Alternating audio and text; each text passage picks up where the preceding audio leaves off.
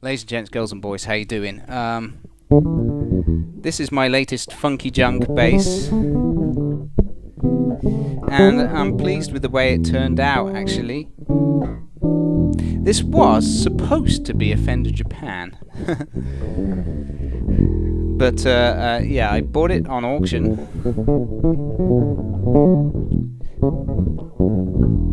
As I do with many things, and you know, there's always the risk on the auctions that they're going to be unrepairable or something. And usually they, I get things which need some repair. Maybe the circuit needs rewiring, or it needs new pickups, or whatever. But this one was the first case of fake logo that I ever had. It was supposed to be a Fender Japan, but the logo on it was actually handwritten. I have to say, they got the shape to the credit. They got the shape of the logo quite accurate, and from a distance it looked fairly convincing, but up close, no, you could tell. You know, no question about it. And so I contacted the seller and told them, hey, this is not a Fender Japan as advertised, and that's a fake logo. That's illegal. You know, you cannot sell stuff with fake logos like that. And they said, oh, you cannot claim, because on the listing it said no claim, no return. And I said, that's true, you cannot claim if the listing is not misleading in any way, but your listing is very misleading, because clearly that's written by hand and the original logo had been sanded off. You could see that plainly, you knew that, and you listed it knowing that, and you did not put that in the details, you know. And you advertised it as a Fender Japan. That's illegal. So I want my money back, or actually I'll keep the bass because it's a good bass. It's not a Fender Japan, but it's a good bass. I'll keep it, but you got to give me some money back. So they agreed in the end to give me some money back, and I wouldn't have them arrested. Ha! I'm such a bitch. But there you go.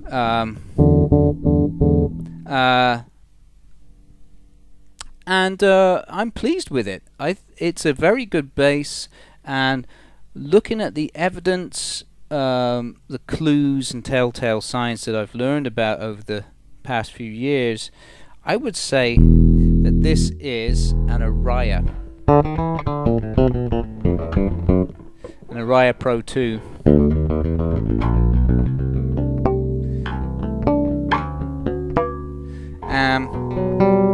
Why do I say that? Well, because the shape of the pickups and also the wiring inside, I've seen that in other Arias before. They have this color-coded wiring, which I have only seen in Arias and not in, you know, Grecos that I've taken apart in the past. So it's a good bass, man. I would say maybe even better than the Fender Japan anyway.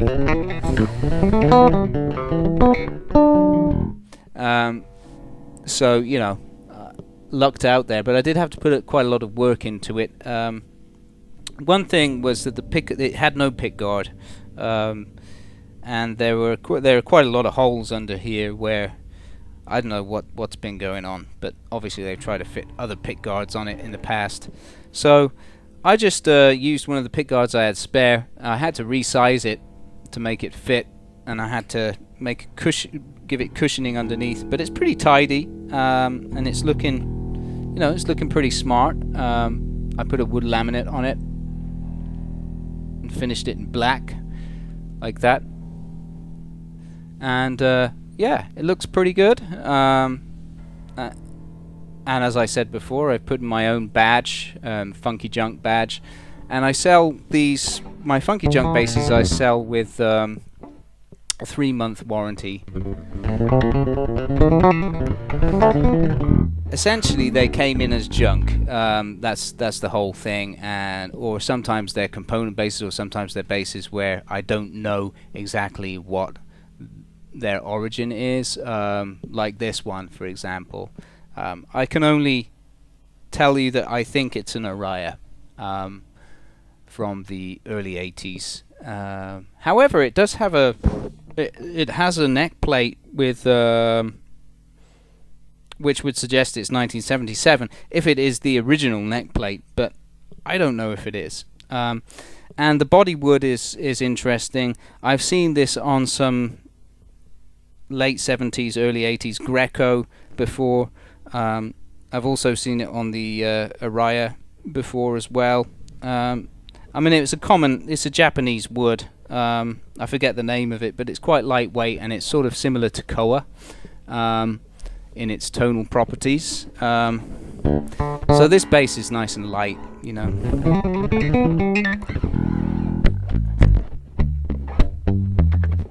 So let me just play some slap on it with the tone down and balanced.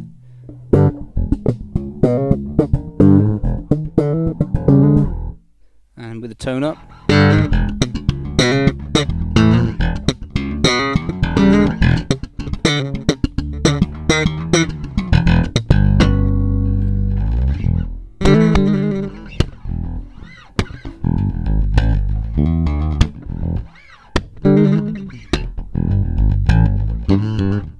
So that's quite nice, isn't it? And then on the front pickup,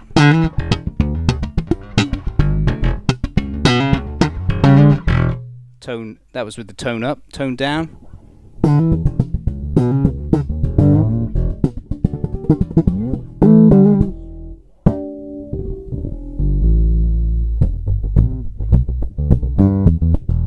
Getting sick of playing everything in E just for slap, but and then you heard it on the rear pickup earlier as I was just noodling around as I was talking to you, but it's lovely.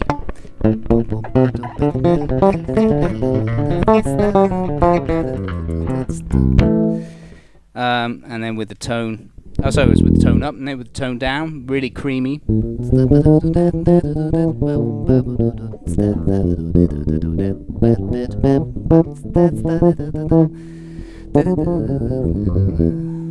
Yeah.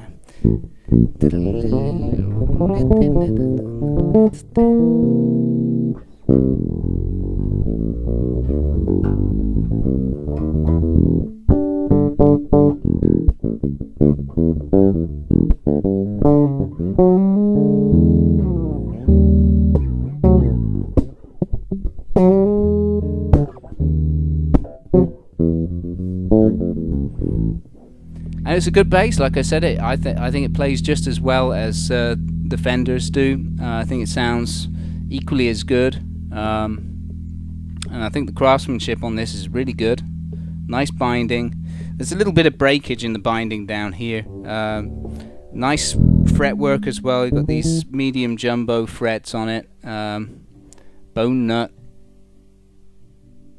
One-piece neck. It's really, it's actually a good quality instrument. So, you know, you can't sniff at it, that's for sure. It certainly plays well.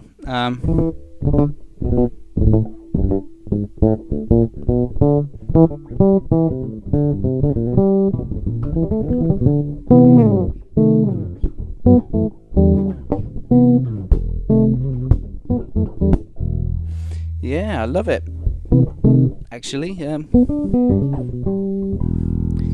inlays, they are not abalone, they are pearloid or mother of pearl. Probably pearloid, looking at it. They're too consistent, I think, to be real mother of pearl. But yeah, it's nice. It's nice. It's a good player.